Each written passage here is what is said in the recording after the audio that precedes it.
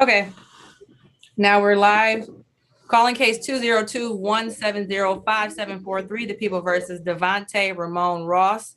Count 1, assault with a dangerous weapon, felonious assault. Count 2, weapons, felony firearm. Appearance? Good afternoon, Your Honor. Allison Krieger for Mr. Ross, who's appearing with us from the Detroit Detention Center virtually. Mr. Ross, can you state your full name for the record? Devontae Ramon Ross. Okay. And as far as arraignment? Your Honor, I would waive formal reading of the charges and ask for a not guilty plea to be entered on Mr. Ross's behalf. Okay, I will enter a not guilty plea and ask to bond. Your Honor, Mr. Ross is 26 years old. He was born and raised in Michigan. All of his family lives here. He has a grandmother, parents, a sister in Detroit. He has 2 children and then a third child who's the child of his girlfriend and also the mother of his other kids. He acts as a father figure. Although he has a minimal criminal history, he has a counterfeiting conviction from 2015 when he was 20 years old. And he has a conviction for a misdemeanor disturbing the peace. He was convicted and sentenced last year. He's not on pretrial release, probation, or parole. I represented him in the case in Macomb County, the disorderly person or disturbing the peace.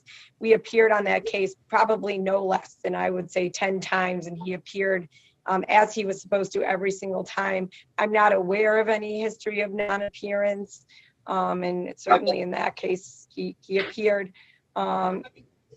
I will only say that the allegations, I had an opportunity to review the investigator's report. The allegations are certainly serious. It's an assaultive crime, although in addition to the seriousness of the charges, the court should look at, in terms of setting a bond, the presence or absence of threats. And in this case, there's absolutely no evidence that Mr. Ross has since had any contact at all with the complainant, and there was, he's certainly presumptively innocent, and I can't speak at all to the merits of the offense or allegations, but I will note that there was some time that elapsed between, almost a month that elapsed between the date of the alleged offense and today, and we would certainly know if there was any contact or attempted contact there. Although I am retained on this case, Your Honor, I'm doing this case pro bono. Mr. Ross is indigent. The ACLU contacted me to represent him. He's the lead plaintiff in their bail lawsuit, which is, I imagine, why this was added on to the end of your very long day, and I apologize for that, Your Honor. But he has minimal income, if any, once he does odd jobs here and there. So it's inconsistent income at best. He lives in subsidized housing with the mother of his children. And so in light of that fact, and in light of the ongoing COVID-19 pandemic, notwithstanding the seriousness of the charges, I would argue that a personal bond is appropriate in this case, given everything that I have discussed.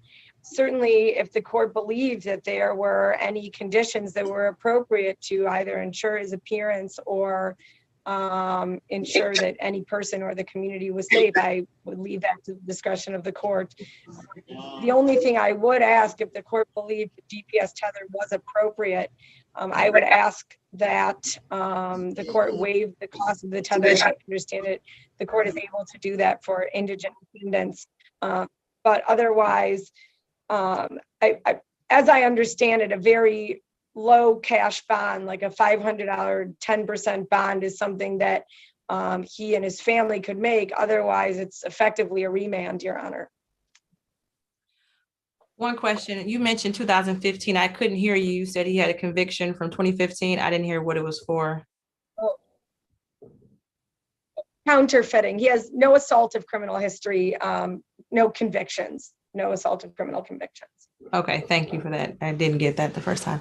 Okay, and I don't have anyone from the prosecutor's office to be here to verify or dispute what you have stated about your client's appearances in court. While this is a serious crime and it's not taken lightly, I believe there has not been contact made between Mr. Ross and Ms. Hunt, so I will issue a personal bond, $10,000. Mr. Ross, I need you to listen to this very carefully, what I'm going to say to you. There's a no contact order being placed. That means that you cannot go to Ms. Hunt's house. That means you cannot contact her on Facebook, social media, Instagram, telephone, in any way whatsoever. You cannot tell someone to tell her anything. You cannot, if you see her at a place, you are in the same place, you must leave. You are not to say anything to that young lady at any time while this case is pending. And I do believe that it is appropriate for a GPS tether. So I will also require that he be put on GPS tether. And due to COVID-19, I do believe this is an appropriate bond to have him out on a personal bond and not to remand him or put him in the Wayne County Jail. So with that, is there anything else? I would just ask Your Honor whether the court is willing to waive the costs of the tether. Otherwise, because it's I believe it's, $100 a month, and effectively that would be a remand. He would be unable to get a bond if he had to pay for the tether. What can he afford?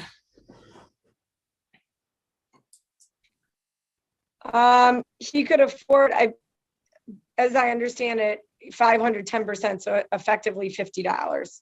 Okay. But I was advised that it is possible to waive the costs of the tether in order, if it would prevent pretrial release.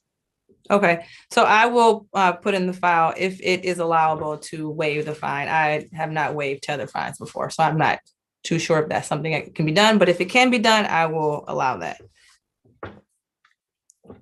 And as far as this next date, and does the court? Sorry, Your Honor. Go ahead. No, go ahead, Attorney Krieger. Oh, I was just going to say, does the court want him to be transferred to Dickerson to get the tether, or just surrender within 24 hours and we can get the tether put on him? I would like him to be transferred. I can certainly make sure that it happens. Okay, I want him transferred so to be immediately put on. And I do not have the next court date. I believe the clerk will have that information.